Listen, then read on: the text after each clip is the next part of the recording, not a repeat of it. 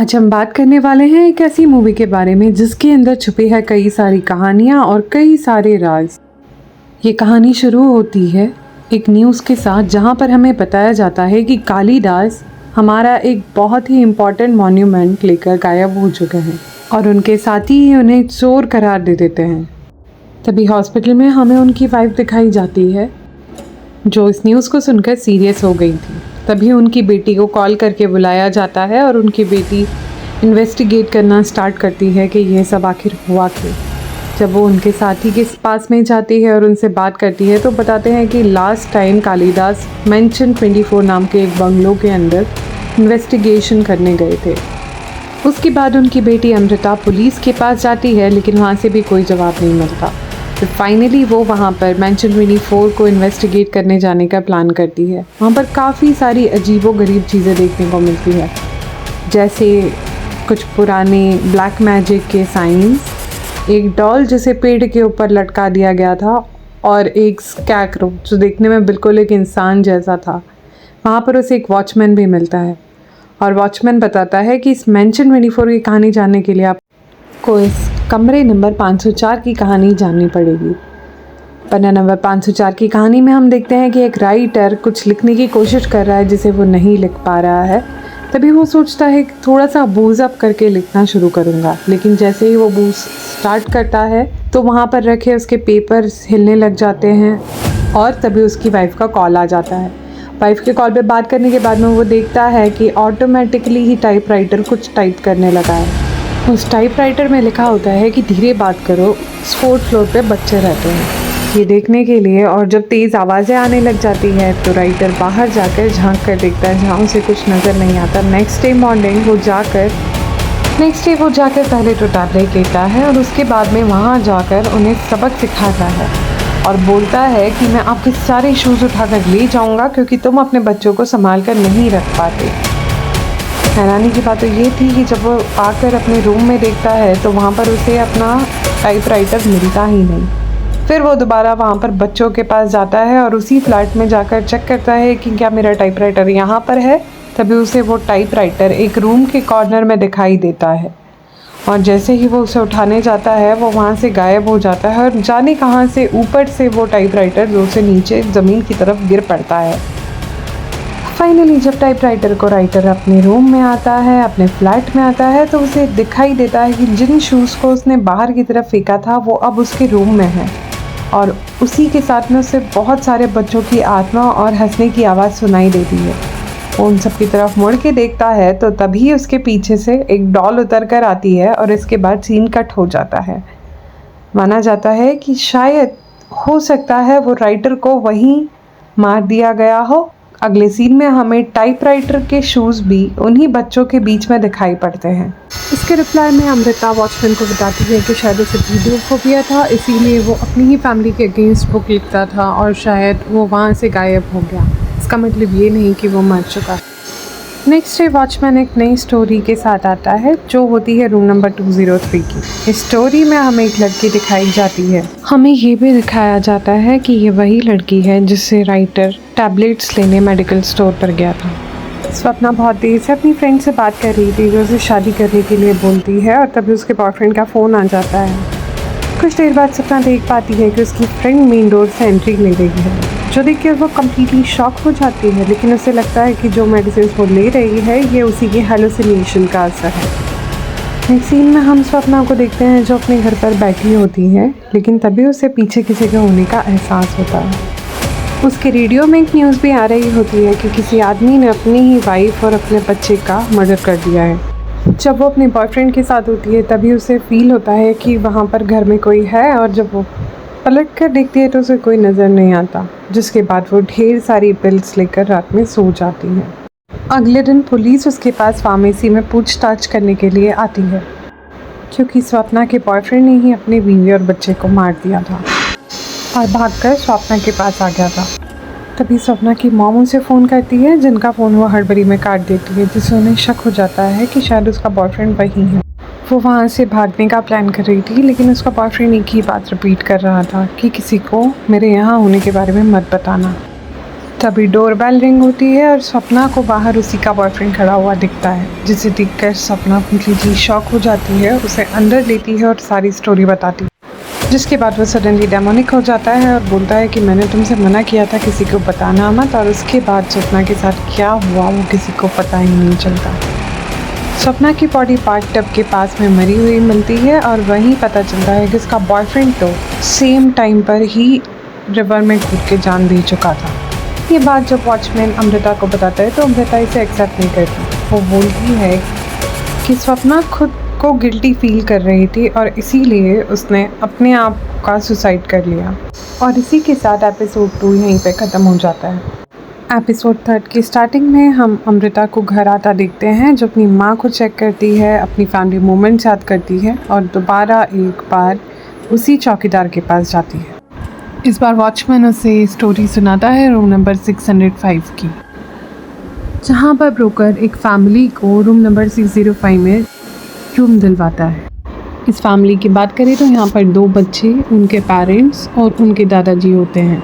उनकी एक दादी भी होती है जिनके नाम से इंस्पायर्ड होकर देवी का नाम रखा गया था, लेकिन अनफॉर्चुनेटली वो दुनिया में नहीं है। यहीं पर एक बहुत सी वियर्ड सी बात होती है कि ब्रोकर रूम नंबर 613 में जाने के लिए मना करता है, क्योंकि वहाँ पर कोई इंसान रहता था जो भूतों से बातें करता था। लेकिन राधा का पति बोलता है कि उसे इस बारे में पता है। राधा के पति ने अपनी माँ की कहानियाँ सुना कर अपनी बेटी को इतना ज़्यादा इन्फ्लुएंस कर दिया था कि उसे अब इन कहानियों में बहुत ज़्यादा इंटरेस्ट आने लग गया था। असल में राधा की मम्मी एक तांत्रिक थी जो भूत पकाने का काम किया करती थी, और वो एक बार अपनी मम्मी से बात करना चाहता था और इसीलिए उसने अपनी बेटी का नाम भी उन्हीं के नाम पर रखा। एक दिन जब राधा घर पर नहीं थी तब उनकी पूरी फैमिली चली गई उसी रूम नंबर 613 में, जहाँ पर ब्रोकर ने जाने से साफ मना किया था। और काले जादू की शक्ति से उसने अपनी मम्मी को अपनी बेटी के शरीर में ही एंटर करवा लिया। फिर देवी अम्मा अपनी पोती के शरीर में आकर सभी को अपने साथ चलने के लिए कहती है, जिसके बाद पूरी फैमिली एक साथ फांसी पर लटक जाती है। जिसके बाद अमृता बताती है कि वो लोग कर्ज में डूबे हुए थे और उनके पास इससे बाहर निकलने का कोई रास्ता नहीं था, इसलिए उन्होंने सुसाइड कर लिया। इसी के साथ ये एपिसोड भी यहीं पर ख़त्म हो जाता है। अब की बार जब अमृता गार्ड के पास जाती है तो वो उसे रूम नंबर 409 की कहानी सुनाता है, जो वही रूम नंबर 409 में रहने वाली प्रेग्नेंट लड़की है। स्टार्टिंग में हम उसे भरतनाट्यम करते हुए देखते हैं, जहाँ पर वो प्रैक्टिस कर रही होती है और तभी उसे फील होता है जैसे कोई उसकी पिक्चर क्लिक कर रहा है। जब उसकी नज़र सामने आईने पर पहुँचती है तो वो देखती है कि सामने मिरर में कोई भी एक्शन होता हुआ दिखाई नहीं दे रहा है और वो स्टेबल खड़ी हुई है। जिसके बाद वो अपने हस्बैंड से इस बारे में डिस्कस करती है, लेकिन उसे स्ट्रेस ना लेने के लिए बोल के टाल देता है। जब राधिका चेकअप के लिए जाती है तब उसे सेम फीलिंग आती है जैसे कोई उसके पिक्चर क्लिक कर रहा हो, लेकिन डॉक्टर उसे सेम बोलती है कि तुम्हें स्ट्रेस नहीं लेना चाहिए। घर पहुंचने के बाद में उसे फील होता है जैसे अभी भी कोई उसकी पिक्चर्स क्लिक कर रहा है, और तभी उसके फ़ोन में एक लाइव पिक्चर उसी को व्हाट्सएप पे मैसेज आता है। उसके बाद में वो देखती है कि डॉल अपने आप मूव कर रही है। तभी एक डॉल बेड के नीचे चली जाती है, जिसके बाद में वो अपने पास्ट के ख्यालों में खो जाती है और वो याद करती है उन दिनों को जब वो डांस कर रही थी और तभी उसे कोई मिला था जो उसकी पिक्चर्स क्लिक करता था। उसी के साथ में उनकी फ्रेंडशिप स्ट्रांग होने लग जाती है और वो उसे पैरों में पहनने वाले घुंघरू गिफ्ट करता है। राधिका वो देखकर बहुत ज़्यादा खुश हो जाती है और वो लोग साथ में रहने का वादा करते हैं, लेकिन अनफॉर्चुनेटली तभी राधिका प्रेग्नेंट हो जाती है और वो एक नई फैमिली स्टार्ट करने के मूड में नहीं होती। जिसके बाद में वो शादी के लिए मना कर देती है और वो लड़का उसे छोड़कर चला जाता है। राधिका बहुत गिल्ट में फील करती है क्योंकि उसके बॉयफ्रेंड का एक्सीडेंट हो जाता है और वो मारा जाता है, और सेम उसके बेबी के साथ होता है जिसे वो अबॉर्ट कर देती है। राधिका अपनी ही गिल्ट में ऐसा लगता है जैसे कोई उसे छत से धक्का दे देता है और वो मर जाती है। अमृता इसके रिप्लाई में बोलती है कि राधिका खुद को गिल्टी फील कर रही थी क्योंकि उसने अपने ही बेबी को मार दिया था और इसीलिए उसने सुसाइड कमिट कर लिया, और इसमें कोई भी हैरानी की बात नहीं है। इतना कहकर अमृता अपने घर चली जाती है। घर पहुंचकर वो देखती है उसका घर पूरी तरह से बिखरा पड़ा है। वो समझ नहीं पाती है ऐसा क्या हुआ, और तभी वो अपने पापा के साथ में अपनी बातों को याद करते हुए अपनी डायरी ओपन करती है। डायरी में उससे उसी मेंशन के एक रूम नंबर 24 के बारे में पता चलता है, जहां पर कालिदास जी को एक बहुत इम्पॉर्टेंट बक्सा मिला था। जिसके अंदर एक रोल होता है जो एक लेटर होता है और उस लेटर में 1947 15 ऑफ अगस्त के बारे में कुछ लिखा हुआ था। इन शॉर्ट वहाँ पर कुछ ऐसा था जो आर्कियोलॉजिकल डिपार्टमेंट के लिए बहुत ज़्यादा इम्पॉर्टेंट था और इसीलिए वो खुद वहाँ पर जाकर चेक करने गए थे। जिसके बाद अमृता बिना किसी को कुछ बताए रूम नंबर 24 मेंशन 24 के अंदर जाती है, जहाँ पर वही बूढ़ा आदमी कोई श्लोक गाने लग जाता है और बताता है कि अब अमृता को फूंक फूंक कर कदम रखना होगा। तभी उसे पायल की आवाज़ सुनाई देती है और वो दोबारा उसी वॉचमैन के पास में कहानी सुनने आ जाती है। कहानी रूम नंबर 360 की। एक कहानी लड़के लिली की, जो कि एक स्कल्पचर आर्टिस्ट है। अगर आपको याद हो तो ये वही शख्स है जो हमें फर्स्ट एपिसोड में कुछ सर्जिकल इंस्ट्रूमेंट्स मांगते देखा गया था। लिली सिर्फ एक स्कल्पचर आर्टिस्ट ही नहीं, एक बहुत अच्छा कुक भी था, जो खाना बहुत अच्छा बनाता है और बहुत अच्छी सी पोर्ट्रेट बनाता है। आपको ये जानकर भी हैरानी होती है कि लिली बहुत सारा मीट स्टोर करके रखता है, जो इंसानी मांस होता है। आप समझ सकते हैं कि वो स्कल्पचर्स इंसानों जैसे क्यों दिखते हैं और कैसे ये इतना सारा इंसानी मांस लेके आता है। तभी लिली दोबारा रेड लाइट एरिया में जाता है और वहाँ से एक सुल्ताना नाम की लड़की को अपने साथ लेकर आता है। सुल्ताना पहले तो उसके स्कल्पचर्स की तारीफ़ करती है और उसके बाद में उसे बताती है कि मुझे बहुत तेज़ भूख लगी है, और तभी लिली अपनी फेवरेट डिश उसे खिलाता है। डिनर के बाद में लिली सुल्ताना को ड्रिंक में नशीली दवाई मिलाकर सर्व करता है, जो सुल्ताना की ड्रेस पे गिर जाती है, जिसके कारण वो चेंज करके वापस आती है और वो लोग रोमांस स्टार्ट करते हैं। लेकिन तभी सुल्ताना को वहाँ पर जेसी का फेस दिखाई देने लग जाता है, जिससे डर कर जब लिली चेक करने जाता है और वहाँ जाकर उससे पता चलता है कि लिली का सर तो वहाँ पर है ही नहीं जहाँ उसे होना चाहिए था, और उसे अपने आसपास लिली के होने का एहसास होता है। और सुल्ताना ये सब देखकर बेहोश हो जाती है और लिली वहीं पर ख़त्म हो जाता है। वो गार्ड बोलता है कि शायद इसका अब आपके पास कोई जवाब नहीं और अब आपको भूतों पर विश्वास करना पड़ेगा। जिसके बाद अमृता काफ़ी रिसर्च करने के बाद में पता लगाती है कि सुल्ताना अभी भी मेंटल असाइलम में है, और असल में वो प्रूफ लाकर सबमिट करती है कि जेसी सुल्ताना की बहन थी। और सुल्ताना ने वहाँ पर जब जेसी का चेहरा देखा तो उसे देखकर वो काफ़ी ज़्यादा परेशान हो गई थी, और जो इंसान लिली को डरा रहा था भूत बनकर, वो और कोई नहीं बल्कि सुल्ताना थी, और सुल्ताना ने ही उसे मारा है। इस स्टोरी के बारे में सुनकर गार्ड काफ़ी शॉक्ड हो जाता है और अमृता की इंटेलिजेंस की तारीफ़ करता है। फाइनली अमृता रूम नंबर 24 की चाबी मांगती है और वहाँ पर एंट्री लेती है। अमृता मेंशन 24 में एंट्री लेती है और वहाँ पर जाकर उस टॉम को नीचे खसका कर देखती है तो वहाँ पर एक नीचे जाने का दरवाज़ा था, और तभी उसे अपने पापा का धागा उस दीवार पे गड़ा हुआ मिलता है, जिसे देखकर वो सारी पुरानी बातें याद करती है और दीवार के पत्थर हटाती है तो पीछे उसे वहीं उसके पापा गड़े हुए मिलते हैं। वो ये सब देखकर बहुत ज़्यादा रोने लग जाती है कि तभी वहाँ पर गार्ड आ जाता है, जिसका एक्चुअल नेम सीताराम था।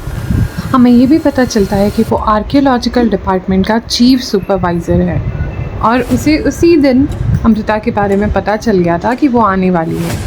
लेकिन कहानी में ट्विस्ट तो तब आता है जब अमृता बताती है कि वो सीताराम, जयप्रकाश और उस पुलिस वाले तीनों के बारे में ही सब कुछ जानती है, और सीताराम सारी कहानी बयां करना शुरू करता है।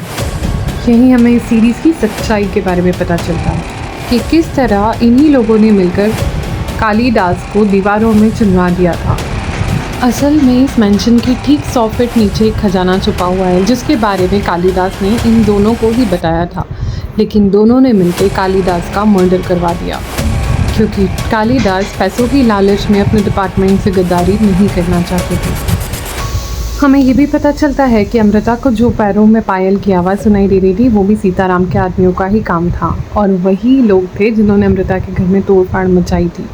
सीताराम के आदमी अमृता को मारकर बेहोश कर देते हैं, लेकिन तभी कालिदास की स्पिरिट वहाँ पर आ जाती है और वो वहाँ पर आने के बाद में एक एक उनका सबक सिखाती है, जिसके बाद में वो स्पिरिट पहले अमृता को हील करती है और उसके बाद में घर जाकर अपनी वाइफ को हील करती है, और आखिरकार सब कुछ ठीक होने के बाद में वो मोक्ष की तरफ प्राप्त कर जाती है, जहाँ हमें ये भी पता चलता है कि अमृता की मम्मी को पहले से ही सारी बातें पता थी। लास्ट में हम देखते हैं कि अमृता को उसके पापा की पोस्ट मिल जाती है और उन्हें अवार्ड भी दिया जाता है।